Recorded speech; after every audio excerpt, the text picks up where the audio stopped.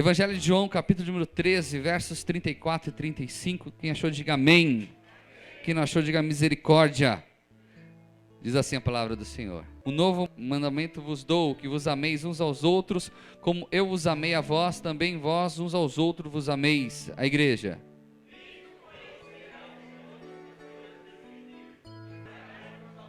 Glória a Deus. Preste atenção agora nos demais. 14, 21 diz assim: aquele que tem os meus mandamentos e os guarda, este é o que me ama, e aquele que me ama será amado do meu Pai, e eu amarei e manifestarei a ele. Capítulo 15, verso de número 12, diz assim a palavra do Senhor: o meu mandamento é este, que vos ameis uns aos outros, assim como eu vos amei. Capítulo de número 17, verso de número 11, diz assim a palavra do Senhor: e eu já não estou mais no mundo, mas eles estão no mundo, e eu vou para ti. Pai Santo, guarda em teu nome aqueles que me deste, para que sejam um, assim como nós. Capítulo 17, versos de número 20 e 21, diz assim: e eu não rogo somente por este, mas também por aqueles que pela sua palavra hão de crer em mim, para que todos sejam um, como tu, ó Pai, o és em mim e eu em ti, que também eles sejam um em nós, para que o mundo creia que tu me enviaste. Amém? Vamos lá, eu falo, a igreja fala após mim. Vamos lá. Para que todos, mais forte, para que todos sejam um, como tu, ó Pai, o és em mim e eu em ti, que também eles sejam um em nós, para que o mundo creia que tu me enviaste. Oremos. Eterno Deus e amado Pai, o momento mais importante do culto ao Senhor é a hora da palavra, pois esse livro fechado é como qualquer um que existe no mundo, mas ele é aberto ao Senhor mesmo, falando com cada um de nós. Então que essa palavra possa entrar no mais profundo da nossa alma e do nosso espírito, que possa fazer morada em nossos corações, e que nós saiamos aqui dessa noite diferentes, meu Pai, que nós venhamos ser confrontados por ela, dar razão para ela, e sermos abençoadíssimos nessa noite. Que as nossas mentes sejam cativas ao Senhor. Eu peço a Ti, livre de nossa mente, meu Pai, toda palavra mentirosa, Senhor, todo impedimento no mundo espiritual, toda seta maligna que queira desviar essa semente que será semeada nessa noite, seja repreendida neste momento. Colocar seus anjos poderosos ao nosso redor, e que Tua palavra vá e produza o resultado para o qual vai ser enviada. É que nós te pedimos e agradecemos em nome de Jesus. Amém. Poder sentar. O tema da mensagem dessa noite é sejamos um. Fala para o seu irmão, sejamos um. Compreenda o contexto dessa mensagem, quando Jesus falou todas essas palavras maravilhosas. É quinta-feira, na semana da paixão de Cristo. Paixão é a semana do sofrimento de Jesus. Na quinta-feira ele reúne os seus e ele celebra a ceia. Para os judeus era a Páscoa, relembrando o êxodo, a saída do Egito para a terra prometida. Só que para o Senhor havia um novo significado naquela noite, que o pão não seria um simbolismo dessa jornada, mas seria o corpo dele. O vinho não seria mais o vinho simbolizando a jornada desse êxodo, mas seria o seu sangue. E ele participa dessa ceia junto com os seus, e logo depois de participar, ele dá as instruções para os seus. Ele dá as instruções, um período entre o final da ceia até ele estar no Getsêmani. Passou algumas horas, mas não foram muitas. E dentro dessas horas ele deu todas as instruções para os discípulos. João 14, 15, 16 e 17, a gente vê as instruções aos discípulos. E é interessante que ele enfatizou várias vezes, conforme nós lemos, que nós temos que ser um. Para seres reconhecidos como servos de Deus, é necessário que vocês sejam um. É necessário que vocês ameis uns aos outros. É como se o Senhor passasse mais de 3 anos falando com os seus discípulos, caminhando com eles, e quantos milagres aqueles discípulos viram, pessoas sendo ressuscitadas, milagres acontecendo extraordinariamente, mulher do fluxo de sangue sendo curada, Lázaro sendo ressuscitado. Ele poderia passar essas últimas horas falando: não se esqueça desses milagres que aconteceram, porque vocês vão fazer tal milagre, não se esqueça que esse reino tem que crescer, então vão à frente. Não, ele fez uma síntese desses 3 anos de ministério. Meus irmãos, se vocês querem serem maiores, seja o menor, seja a diferença. O maior nesse mundo será o menor lá no mundo que estás nos céus. O maior lá seja o menor aqui. Tanto é que o Senhor Jesus, ele lava os pés dos discípulos, né?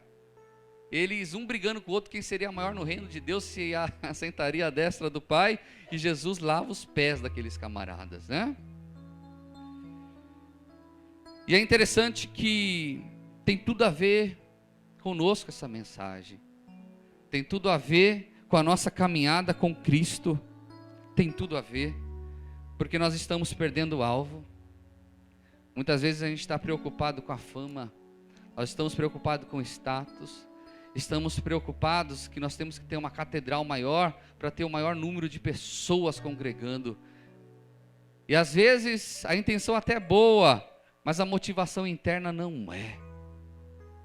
Queremos ter programas de TV para que o evangelho seja ministrado, mas a finalidade é a inveja. O meu Jesus é diferente do Jesus de lá. Cada igreja tem o seu Jesus. Não tem mais união, não tem mais unidade. É uma divisão terrível. Meus irmãos, se eu e você nós ficamos tristes vendo essa dimensão que se tornou o evangelho, imagine o Pai que está no céu. E nós não seremos reconhecidos como servos de Deus quando nós tivermos o nosso carro do ano. É interessante que muitas vezes quando a gente fala fulano foi abençoado, a gente sempre leva e tende a nós analisarmos que fulano teve uma vida financeira abençoada, não foi isso? Fulano foi abençoado, já vem um cifrãozinho assim nos nossos olhos. É como se a pessoa só recebesse a bênção quando tivesse uma vida financeira abastada. Mas um testemunho como o nosso irmão Jonathan: reencontrei a minha família, foi um dia de festa hoje. Que é testemunho maior do que esse? Olha, pastor, eu fui curado do câncer. Eu reencontrei aquele familiar. Eu reencontrei aquele meu filho que estava perdido. Aquele meu filho das drogas, ele voltou para os caminhos. Que é bênção maior do que essa? Não seremos reconhecidos que somos do Senhor. E isso é muito sério que eu vou falar. Aqueles que são do reino, é claro que da nossa vida tem que exalar milagres de Deus. Mas não seremos reconhecidos quando na nossa casa de oração tiver muitos milagres. Não adianta, meus irmãos, termos surdos ouvindo, cegos enxergando, paralíticos andando, e se no altar do Senhor nós não tivermos uma vida com Cristo, não adianta nada. Não seremos reconhecidos quando a gente enviar milhares e milhares de missionários pelo mundo, mas se o desejo for o reconhecimento próprio. Seremos reconhecidos que somos de Jesus quando nós formos um nele.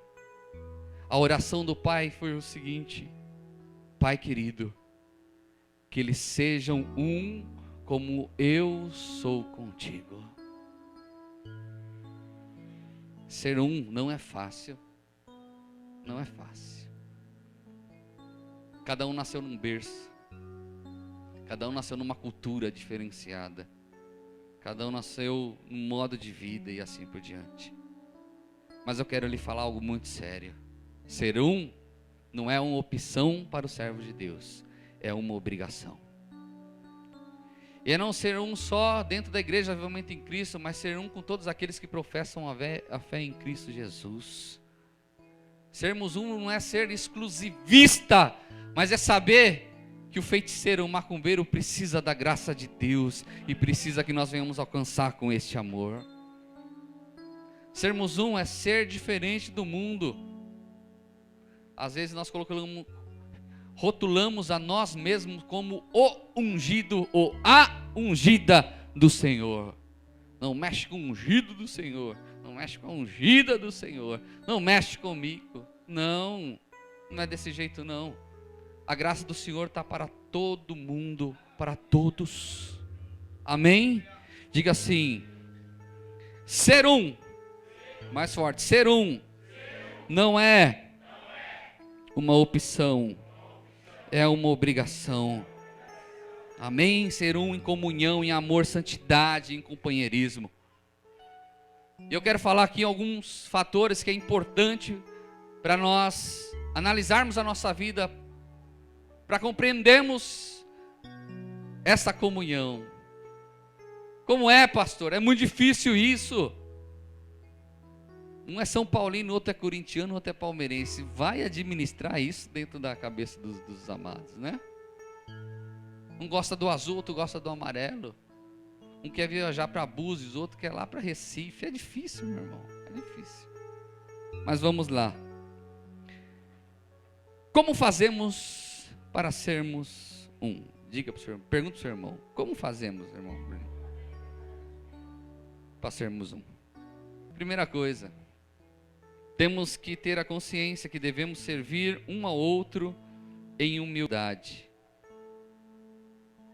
E não querer ser servido.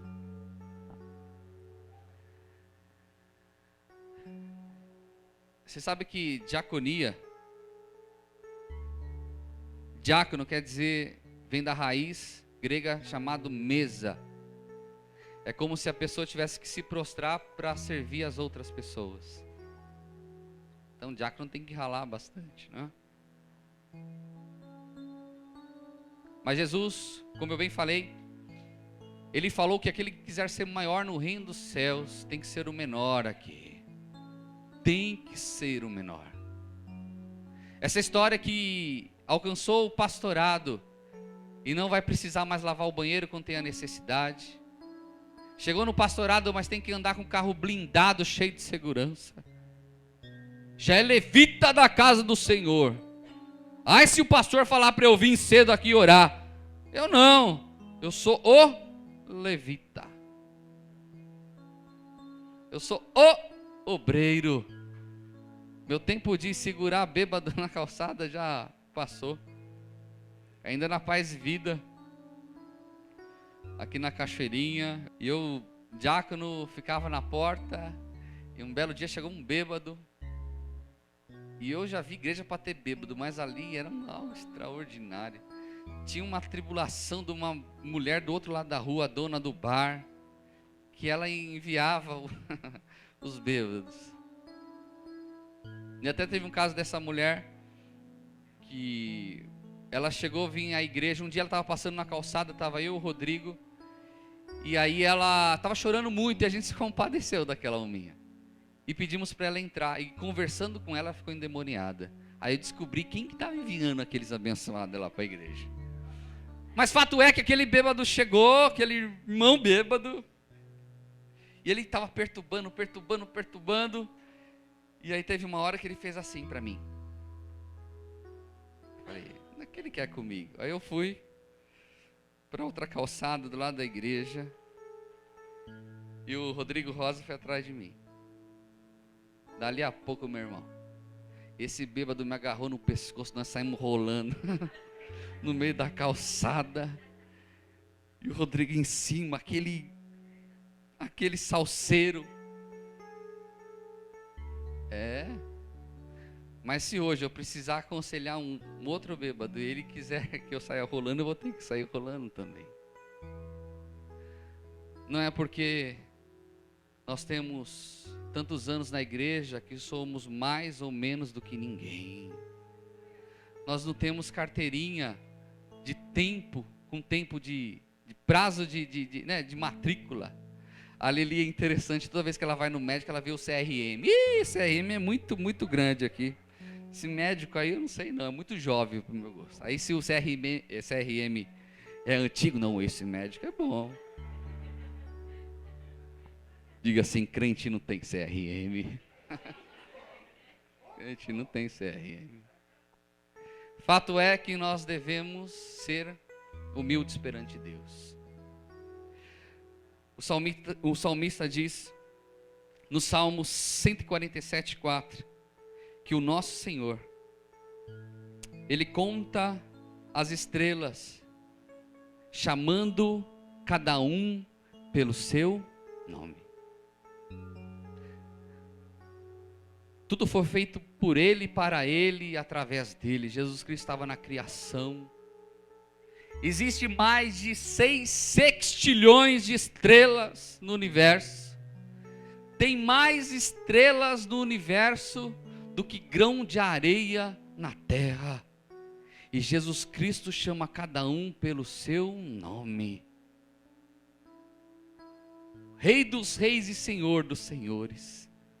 E na véspera da sua crucificação, Ele estava lavando os pés de discípulos, pés cheios de pó, cheios de chulé. O Rei do universo, se humilhando perante a homens falíveis, homens pecadores. Quem é o homem para querer ser mais do que alguém? Quem é eu e você para querer ser mais do que alguém? E a palavra fala, a quem muito é dado, muito será cobrado. Se você tem recebido talentos do Senhor, você tem que granjear mais talentos, porque Deus vai cobrar de ti, naquele grande dia. Ah, meus irmãos, apostolado, ser patriarca, daqui a pouco vai ter semideus ou querubim ungido. Queremos ter cargos e cargos e cargos, Deus vai cobrar, Deus vai cobrar. Amém, meus irmãos? Primeiro, para sermos um é necessário nós servirmos uns aos outros. É isso aí, o irmão está precisando, o ajude. O ajude. O ajude. Em todos os âmbitos, os ajude. Segundo,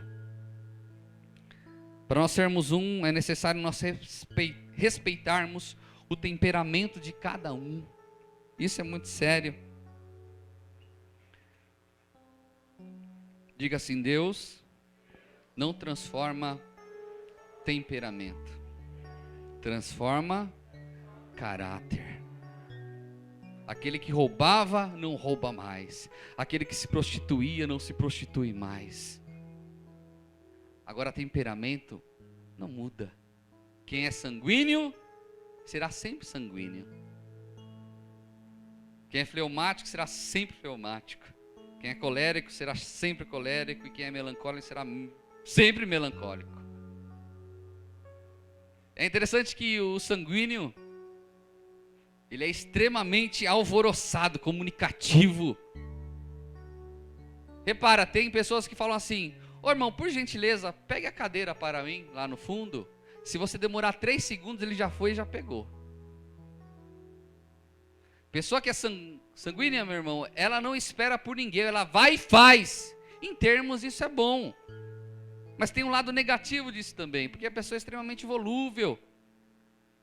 A pessoa sanguínea, muitas vezes quer fazer tudo e acaba não fazendo nada direito. E tem irmãos que são sanguíneos.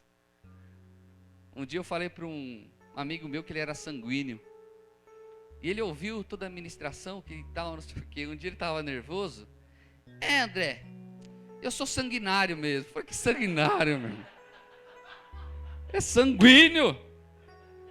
Você não mata ninguém. É sanguíneo esse negócio aí. Tem alguns irmãos que são fleumáticos, que são calmos demais. E a Bíblia recomenda, para quando houver alguma confusão, chame alguém que tem um espírito manso. É isso, fleumático, calmo, sossegado, tranquilo, paz e amor. Oh, Senhor. E aí, irmão, vamos na padaria? Tô indo. Mulher que tem marido fleumático é um problema sério. Arruma o chuveiro. Daqui a pouco eu estou indo. Vira um sanguinário, normal. A irmã vira sanguinária aí quando acontece isso. Mas por outro lado, o fleumático é bom, porque a casa está caindo, ele está calmo, tranquilo, vai dar tudo certo, Deus é com a gente, o diabo não presta, e glória a Deus por isso. Mas às vezes é ruim a pessoa ser extremamente fleumática, porque ela prorroga tudo. Para ela tomar uma decisão, ela precisa ter 6 meses. E aí, bem, vamos viajar? Vamos orar. Mas 6 meses de oração para ver se a gente vai viajar? Não é desse jeito, né? Mas tem pessoas que são fleumáticas, tem pessoas que são coléricas, extremamente eficientes no que fazem. São atenciosas. O que você pede para a pessoa fazer, ela faz, e faz bem feito. Mas não pisa no calo dela. Se pisar no calo dessa pessoinha, já diz colérico. Meu irmão, sai de baixo. Tem o pavio curto. E o ruim do colérico é que ele se sente muito autossuficiente. E essa autossuficiência leva a pessoa a ser egoísta também. E tem pessoas que são melancólicas, que são perfeccionistas ao extremo. Tudo tem que ser no mínimo detalhe. Pastor melancólico sofre até a última, meu irmão. Porque você planeja que vai ser de um jeito e acaba sendo de outro. E melancólico, infelizmente, tende a ser pessimista. Irmão, comprei o carro zero. Será que vai ter dinheiro para pagar o IPVA? Comprei uma casa maravilhosa. Você não sabe o valor do IPTU que vai vir para você. E aí, vou para a praia. Vamos, irmão? Não. Tá falando, uma previsão aí que falou que vai cair mal pé d'água. Não vou, não. E andar do lado de gente pessimista é complicado. É ou não é? Você chega com aquele ânimo falando tal coisa, a pessoa joga um balde de água fria. Começou novo, não vai dar certo não. Isso eu já tentei, não deu certo. Fato é, meus irmãos, que nós devemos saber administrar, porque todos nós temos as nossas qualidades, temos as nossas falhas. Quando eu compreendo o temperamento do meu irmão, eu consigo saber como ele está naquele dia, ou deixa de estar. O grande problema nosso é que nós queremos que as pessoas sejam como nós somos. Nós queremos ser todos iguaizinhos, né? Se eu gosto do azul, meu irmão tem que gostar do azul. E a gente não sabe lidar com as diferenças. Amém? Aí você já está falando, minha mulher é melancólica, meu marido é colérico, e assim por diante, né? Mais um. Terceiro. Nós temos que aprender a sermos um quando nos preocupamos em conhecer a história de vida de cada um. É muito fácil julgar. É muito fácil atirar pedra quando a gente não conhece a história de vida das pessoas. Tem pessoas que teve infância extremamente traumáticas. Pessoas que foram abusadas sexualmente quando crianças, que não conseguem se relacionar quando adulto.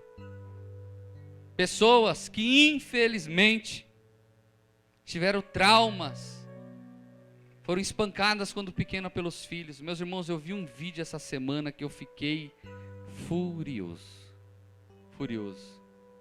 De um tio batendo no sobrinho. Quem viu esse vídeo?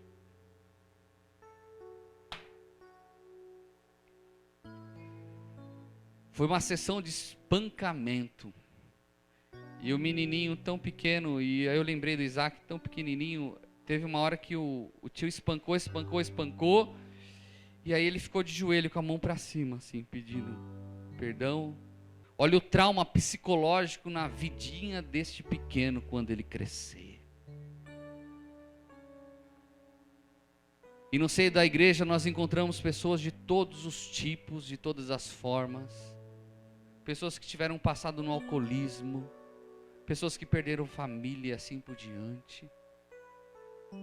Quando eu compreendo a história de vida de cada um, eu consigo amar aquela pessoa da maneira que ela é.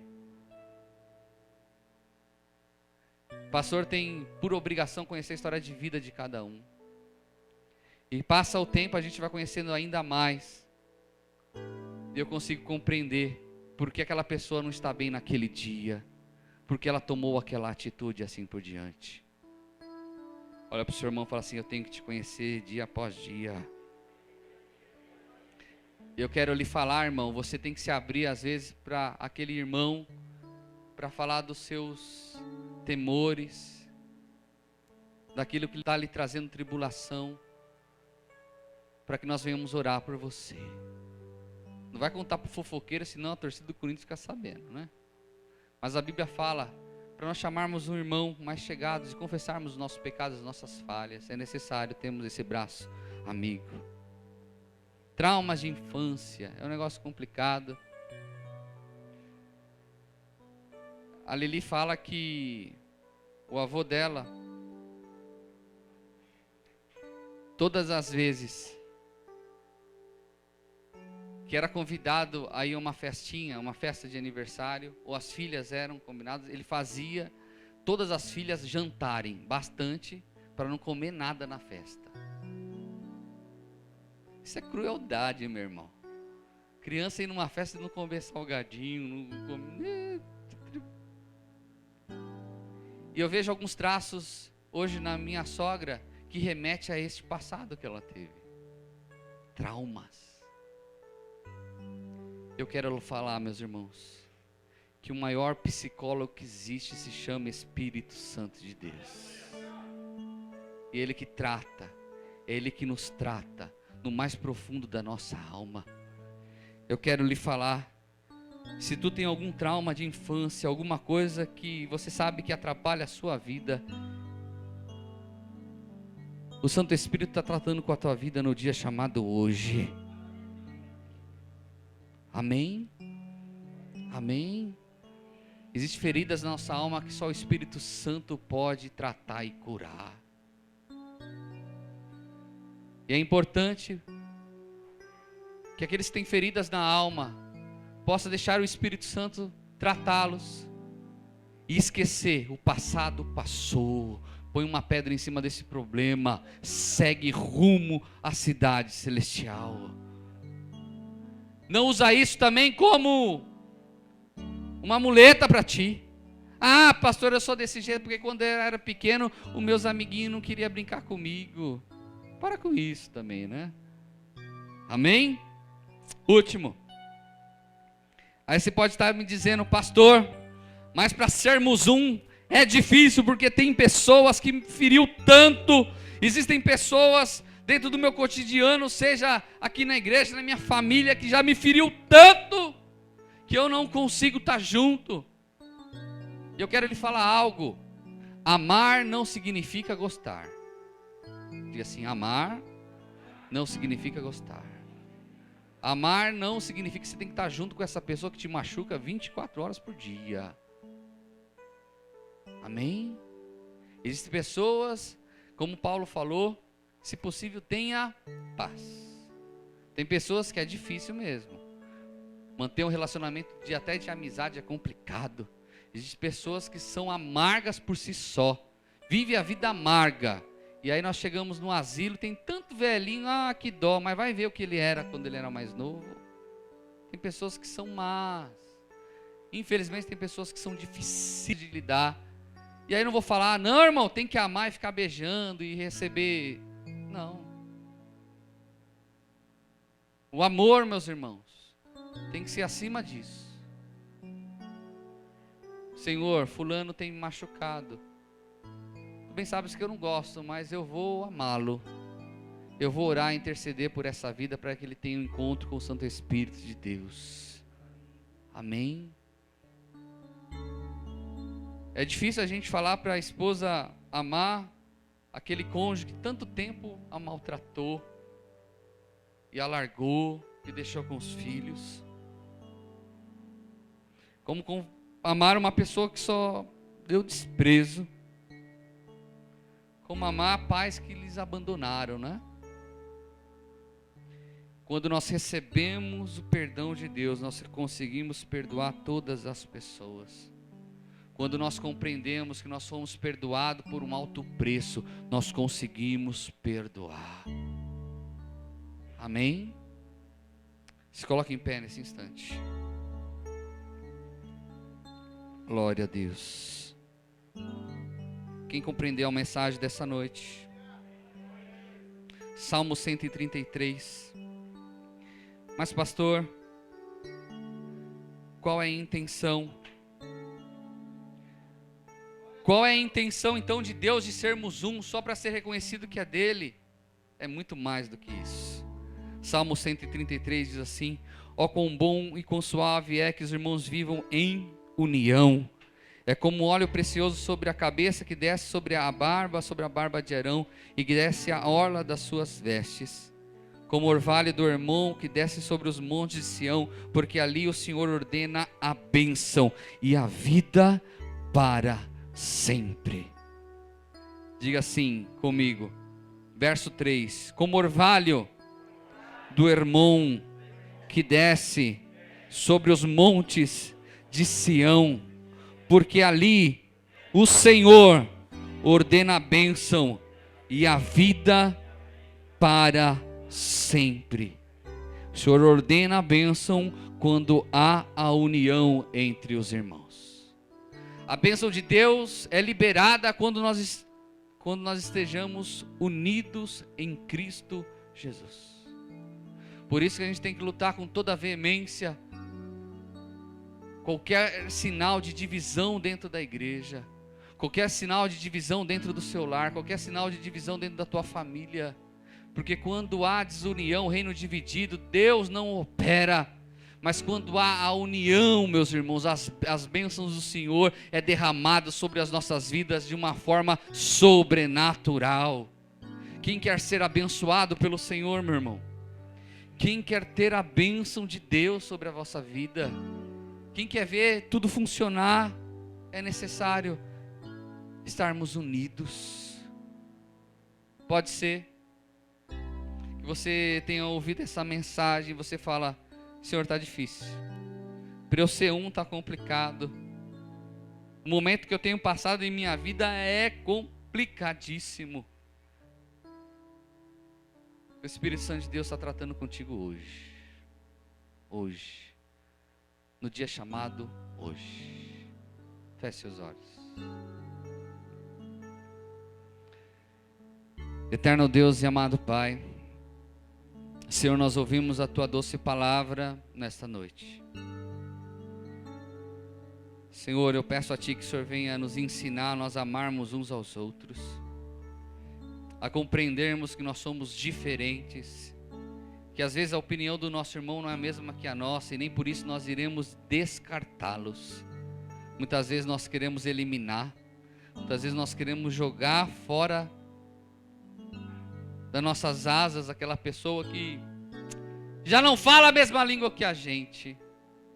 Pai querido, seremos reconhecidos que somos do Senhor quando nós formos um em Ti, quando amarmos uns aos outros.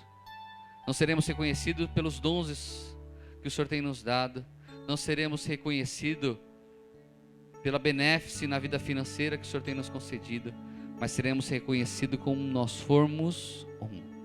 Então nos ensina, Senhor, ensina-nos, ó Pai, para que o Teu nome seja glorificado e exaltado. É que eu te peço e lhe agradeço em nome de Jesus. Amém. Vamos aplaudir bem forte ao Senhor Jesus.